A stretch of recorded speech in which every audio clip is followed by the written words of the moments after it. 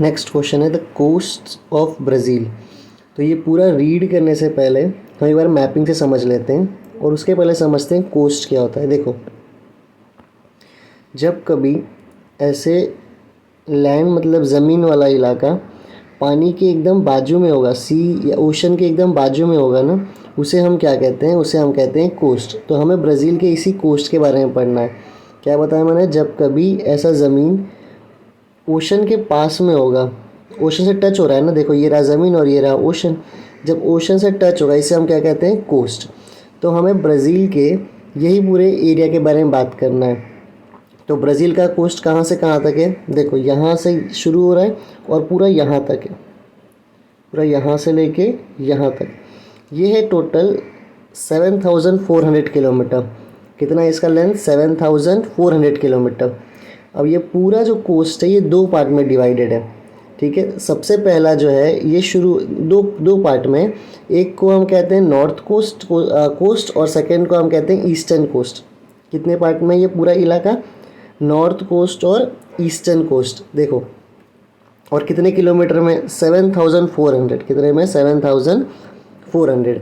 अब जो पहले नॉर्थ कोस्ट की बात करते हैं और उसके बाद में करेंगे ईस्टर्न कोस्ट। नॉर्थ कोस्ट कहाँ से कहाँ तक है? देखो, नॉर्थ कोस्ट है ये, यहाँ पे एम्पा दिख रहा है, ये एम्पा से लेके रियो ग्रैंड नॉटे, तो यहाँ तक है। एम्पा से लेके रियो ग्रैंड नॉटे, बड़ा प्यारा सा नाम है, अपने बच्चों का रख सकते हो ये नाम।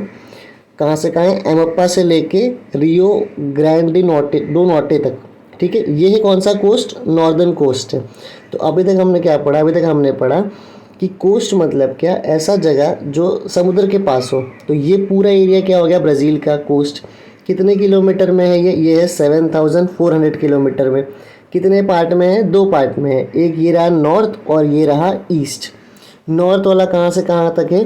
वो है एमापा से लेके रियो ग्रैंड नॉटे तक, ठीक है। अच्छा, रियो ग्रैंड नॉटे से नीचे इसको हम कहते हैं ईस्टर्न कोस्ट। ये कौन सा हो गया? पूरा ईस्टर्न कोस्ट। और ये कौन सा हो गया? पूरा ये हो गया हमारा नॉर्थर्न कोस्ट। तो नॉर्थर्न कोस्ट कहाँ से कहाँ है? एमप्पा से लेके रियो ग्रैंडो नॉटे तक, ठीक है। आगे आप समझते हैं। अब देखो, हमने जस्ट बात किया था कि यहाँ से लेके यहाँ तक ये पूरा कौन सा कोस्ट है? North coast. तो नॉर्थ कोस्ट पे देखते हैं और क्या क्या चीज़ें हैं। अगर ध्यान से देखो तो नॉर्थ कोस्ट में यहाँ पे देखने को मिलेगा माराजो आइलैंड। कौन सा आइलैंड है ये? माराजो आइलैंड। फिर हमें देखने को मिलेगा माराजो बे, और हमें देखने को मिलेगा साओ मार्कोस बे, ठीक है। तीन चीज़ देखने को मिलेगी, माराजो आइलैंड, माराजो बे और साओ मार्कोस बे। अच्छा, आइलैंड और बे में क्या डिफरेंस होता है? आइलैंड मतलब ऐसी जगह जो चारों तरफ पानी से घिरी हुई है, कवर्ड है, सराउंडेड है। और बे मतलब क्या होता है? जहाँ पे कुछ एरिया पानी से कवर्ड है। मान लो तीन एरिया पानी से कवर्ड है और एक एरिया कवर्ड नहीं है। जैसे कि यहाँ पे देखो, अगर ध्यान से देखोगे ना, एक सेकेंड, ये देखो, देखो ये रहा माराजो बे। तो ये ऐसा कुछ है। तो यहाँ पे भी ज़मीन है, यहाँ पे भी ज़मीन है, ये देखो बीच में पानी है, यहाँ पे भी देखो ऐसा ही है। इसे हम कहते हैं बे। इसे हम क्या कहते हैं? बे। अंदर पानी आ गया है। देखो एक और बार ट्राई करते हैं। तो ये तो हो गया पूरा, देखो ये हो गया आइलैंड, आजू बाजू में पूरा क्या रहेगा? पानी रहेगा। लेकिन बे में क्या होता है कि ये मान लो ऐसी ज़मीन है, ज़मीन अंदर हो गई, फिर ऐसे। तो ये जो इलाका है ये क्या हो गया पूरा? अभी ये हो गया बे, ठीक है। अब देखो क्या क्या देखने को मिलेगा नॉर्थ साइड, नॉर्थर्न कोस्ट पे।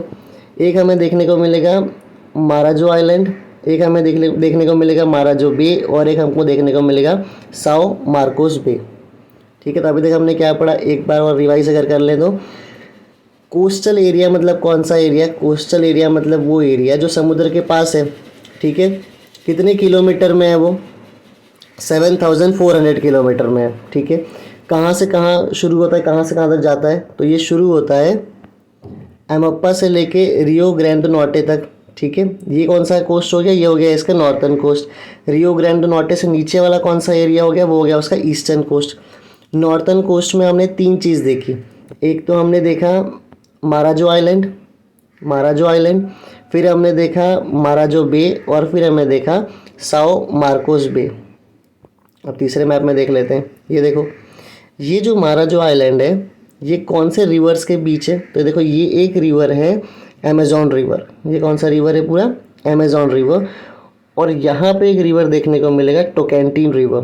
तो ये जो माराजो आइलैंड है ना, ये किस किस रिवर्स के बीच में है? अमेज़न रिवर और टोकेंटीन रिवर। अमेज़न रिवर और टोकेंटीन रिवर्स। ठीक है, ये हमने कौन सा वाला पार्ट किया? North part. एक बार और करो ताकि यहीं पे सारा याद हो जाए। देखो हमने देखा था कोस्टल एरिया मतलब वो एरिया जो समुद्र के पास है। ठीक है, दो पार्ट में आएगा ये, एक नॉर्थ और एक ईस्ट। नॉर्थन पार्ट कहाँ से कहाँ है? एमप्पा से लेके रियो ग्रैंड नॉर्टे तक। और रियो ग्रैंड नॉर्टे के नीचे वाला एरिया कौन से पार्ट में आएगा? ईस्टर्न पार्ट में। ये एक मैपिंग हुआ। सेकेंड मैप से क्या याद रखना है कि नॉर्थ पार्ट में हमें कौन से आइलैंड देखने को मिलेंगे? माराजो आइलैंड देखने को मिलेगा, माराजो बे देखने को मिलेगा और साओ मार्कोस बे देखने को मिलेगा नॉर्थ पार्ट में। ठीक है, फिर तीसरे मैप से क्या याद रखना है कि ये जो माराजो आइलैंड है, ये जो माराजो आइलैंड है ये किसके बीच में है? एक अमेज़न रिवर यहाँ पे है और एक टोकेंटीन रिवर यहाँ पे है। तो ये था नॉर्थ वाला पार्ट। साउथ वाले पार्ट को याद, ईस्ट वाले पार्ट को याद करते हैं, साउथ नहीं कहेंगे उसे। देखो ये रहा ईस्टर्न पार्ट। ईस्टर्न पार्ट कहाँ से शुरू हो रहा है? रियो ग्रैंड नॉर्टे के नीचे से। ये पूरा कौन सा पार्ट हो गया? Eastern part. ईस्टर्न पार्ट में अगर यहाँ पे देखो ये वाले मैप में, तो इसमें बस एक रिवर का नाम याद रखो। देखो ये यहाँ से लेके यहाँ तक पूरा नॉर्थ पार्ट हो गया और उसके नीचे ये कौन सा आएगा अभी? Eastern part. इसमें बस एक रिवर को याद रखना है और वो कौन सा है? देखो वो है साओ फ्रांसिस्को। ठीक है, साओ फ्रांसिस्को रिवर ये कौन से पार्ट में आ रहा है? ईस्टर्न पार्ट वाले में, ईस्टर्न कोस्ट में आ रहा है। साथ साथ में अगर इस मैप में देखो ईस्टर्न कोस्ट में हमें एक बीच भी देखने को मिल रहा है। कौन सा बीच है? कसिनो बीच। कौन सा बीच है ये? कसिनो बीच। तो ईस्टर्न पार्ट में हमें दो चीज़ पड़ी, एक तो कसिनो बीच देखने को मिल रहा है और साथ साथ में एक जो सबसे बड़ी रिवर देखने को मिल रही है वो कौन सी है? साओ फ्रांसिस्को रिवर देखने को मिल रही है। और याद रखना कि ये जो ईस्टर्न कोस्ट है ना, ये पूरा ईस्टर्न कोस्ट, ये ईस्टर्न कोस्ट में हमें कोरल रीफ देखने को मिलता है। कोरल रीफ देखने को मिलता है। अब कोरल रीफ क्या होता है? देखो बेसिक याद रखो, कोरल जो होता है ना, मैं एक मिनट यहाँ बता देता हूँ। देखो ज़्यादा डिटेल मत जाना। कोरल जो होता है ना, कोरल एक एनिमल होता है। ठीक है, तो ये जो कोरल जो ये एनिमल है ना, ये क्या करता है? ये समुद्र के अंदर से, ओशन के अंदर कार्बन डाइऑक्साइड को अपने अंदर लेता है और बाहर क्या रिमूव करता है? तो मान लो एक शेल रिमूव करता है, ऐसा पूरा एक शेल रिमूव करता है। जैसे टॉर्टोइस के ऊपर एक शेल होता है वैसे ही एक शेल। तो कोरल क्या है? कोरल एक जानवर है, एक एनिमल है। कोरल क्या करता है? कार्बन डाइऑक्साइड को अपने अंदर लेता है और क्या एक्सक्रीट करता है? ऐसा एक शेल एक्सक्रीट करता है। देखो ऐसा पूरा एक शेल एक्सक्रीट करता है। ये शेल किसका बना हुआ रहता है? देखो मैंने यहाँ पे लिखा होगा, हाँ ये रहा। देखो ये शेल बना हुआ है कैल्शियम कार्बोनेट। ठीक है, कैल्शियम कार्बोनेट का। अब इस पे क्या होता है ना, ये कोरल पे जो ये शेल है ना, इस शेल पे एल्गी आके बैठता है और वो एल्गी इसको अलग अलग कलर देता है। ये वीडियो के बाद ना एक बार गूगल कर लेना कोरल रीफ दिखता कैसा है, तो बहुत ही अच्छे अच्छे कलर्स में यहाँ पे देखने को मिल जाएगा। तो कोरल क्या होता है? कोरल होता है एक एनिमल। ये एनिमल के ऊपर क्या होता है? वो एनिमल क्या करता है? कार्बन डाइऑक्साइड को अंदर लेता है और क्या एक्सक्रीट करता है? वो एक स्केलेटन एक्सक्रीट करता है। जैसे कि टॉर्टोइस के ऊपर हम्प होता है, एक पूरा शेप होता है ना, वैसा ही इसके ऊपर भी आता है एक शेप, ऐसा पूरा बनता है।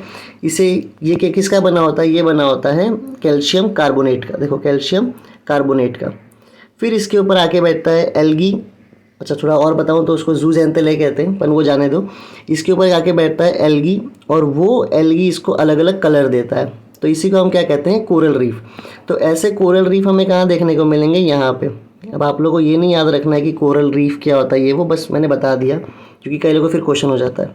तो वो कोरल रीफ हमें यहाँ पे देखने को मिलेगा। इवन यहाँ पे सैंड ड्यून्स देखने को मिलेगा। सैंड ड्यून्स मतलब मट्टी का ढेर देखने को मिलेगा। ठीक है, एक बार पहले रिवाइज करते हैं कि साउथ पार्ट, ईस्ट पार्ट में हमें क्या क्या देखने को मिला। ईस्ट पार्ट में एक तो हमें एक बीच देखने को मिलेगा, वो कौन सा बीच है? कसिनो बीच। फिर एक सैंड ड्यून्स देखने को मिलेगा, मतलब मट्टी का ढेर देखने को मिलेगा। फिर यहाँ पे हमें देखने को मिलेगा कोरल रीफ और साथ साथ में जो एक हमें रिवर याद रखना है वो कौन सा है? San Francisco river. अब एक बार आंसर को हम रीड करते हैं यहाँ से। देखो अच्छा एक और चीज़ हमें यहाँ पे देखने को मिलेगा साउथ पार्ट, ईस्टर्न पार्ट में। यहाँ पे और वो है एटॉल। एटॉल मतलब क्या होता है समझ लो, फिर आंसर रीड करेंगे। देखो मान लो कोरल रीफ ने ऐसी एक बाउंड्री बना दी, ठीक है। ये जो बाउंड्री है ना अभी, ठीक है, देखो ये पूरी एक बाउंड्री बना दी, इसके अंदर भी पूरा पानी है और इसके बाहर भी पूरा पानी है। इसको हम क्या कहेंगे, ये जो पूरी बाउंड्री, इसको हम कहते हैं अटॉल। अटॉल मतलब क्या है कि कोरल रीफ ने एक पूरा एक सर्कल बना दिया, एक रिंग जैसा बना दिया। अब वो रिंग क्या बन गया, वो पूरा ज़मीन बन गया है। तो वो ज़मीन के अंदर भी पानी है, देखो ज़मीन के अंदर भी पानी है और ज़मीन के बाहर भी पानी है। इसे हम क्या कहते हैं, अटॉल। तो ये भी कहाँ देखने को मिलता है हमें, ईस्टर्न पार्ट में। तो ईस्टर्न पार्ट में क्या क्या देखने को मिलता है, एटॉल देखने को मिलता है, बीच देखने को मिलता है, कैसीनो बीच याद रखना है ना, बीच देखने को मिलता है, और साथ साथ में बीचेस हो गया, एटॉल हो गया। रिवर जो हमने देखा था वो कौन सा रिवर था, सौ फ्रांसिस्को रिवर देखने को मिलता है। ठीक है, अब आंसर रीड करते हैं।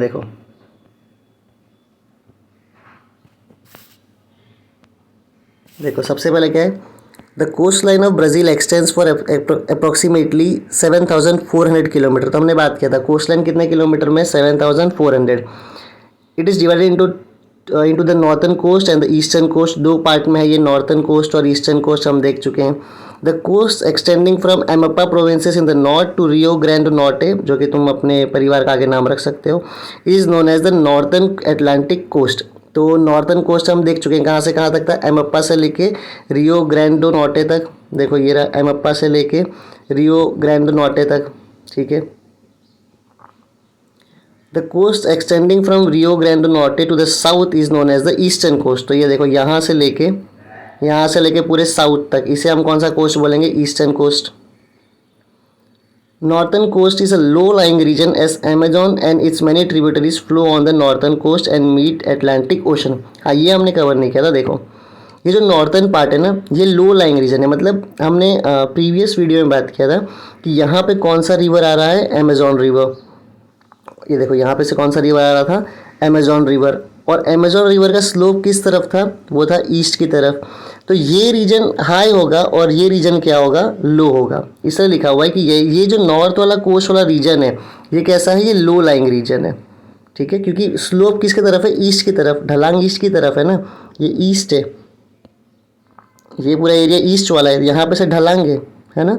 तो यहीं पे लो लाइंग एरिया होगा। लास्ट वीडियो में हमने ये बात की थी अच्छे से। और देखते हैं फिर जो हम पढ़ चुके हैं कि यहाँ पे कौन सा आइलैंड है, माराजो आइलैंड है, माराजो बे है और साओ मार्कोस बे हमें देखने को मिलेगा। Marajo coastal island lying on the northern coast is located between the mouth of river Amazon and river Tocantins. यही बोल रहा है कि ये जो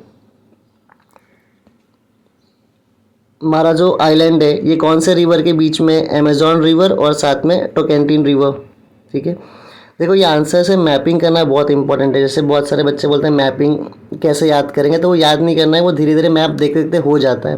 जैसे मैंने भी आंसर पढ़ाया तो आंसर देख के नहीं पढ़ाया था, सिर्फ मैपिंग से बता दिया था। एक और देखते हैं, many small rivers flow to the eastern coast and meet south Atlantic ocean. बोल रहा है बहुत सारे छोटे छोटे रिवर्स, देखो देख ही लो। तो ऐसे बहुत सारे रिवर्स जा रहे हैं यहाँ पे, है ना। ये देखो बहुत सारे रिवर्स जा रहे हैं, ये एक रिवर हो गया, ये एक रिवर हो गया, बहुत ही खतरनाक नाम है। सारे रिवर्स जा रहे हैं, हमें कौन सा नाम याद रखना है, साओ फ्रांसिस्को वाला, ठीक है। Sao Francisco is the only major river meeting the south Atlantic ocean in this region. तो कौन सा एक रिवर याद रखना है हमें, साओ फ्रांसिस्को। फिर हमें और क्या देखने को मिलेगा, मैनी बीचेस, जो हम देख चुके हैं। एक बीचेस का नाम याद करो अपने दिमाग फटाफट, मैं बता देता हूँ क्या याद आएगा। ये रहा देखो, कैसीनो बीच। उसके बाद में sand dunes lies on the eastern coast of the Brazil. In some area the eastern coast of Brazil is protected by coral reef and atoll island. और कुछ जगह आपने क्या देखने को मिलता है, कोरल रीफ और एटॉल आइलैंड्स। ये सारी बात हम पहले ही कर चुके हैं। अब देखो मैप सिर्फ देख के ये आंसर को रटने की ज़रूरत नहीं पड़ेगी, सिर्फ अगर मैपिंग अच्छी है तो आप आंसर खुद ही कर लोगे। हम ट्राई करते हैं बिना आंसर रीड किए। सबसे पहले हम किसकी बात करें, कोस्टल। तो ये पूरा एरिया कौन सा हो गया, कोस्ट वाला इलाका हो गया, ठीक है। कोस्ट दो पार्ट में है, एक कौन से पार्ट में है, नॉर्थ, और एक कौन से पार्ट में है, ईस्ट। नॉर्थ कहाँ से कहाँ तक है, एमप्पा से लेके रियो ग्रैंडो नॉर्टे तक, ये है नॉर्थन वाला कोस्ट। ईस्टर्न कोस्ट है रियो ग्रैंडो नॉर्टे से नीचे वाला जितना भी एरिया है वो किस में आएगा, ईस्टर्न कोस्ट में। फिर सेकेंड मैप याद करना, सेकेंड मैप में याद रखना कि ईस्टर्न कोस्ट में हमें माराजो आइलैंड देखने को मिलेगा, माराजो बे देखने को मिलेगा, साओ मार्कोस बे देखने को मिलेगा। टेक्स्ट बुक लेके बैठा करो, उसमें देखते रहा करो।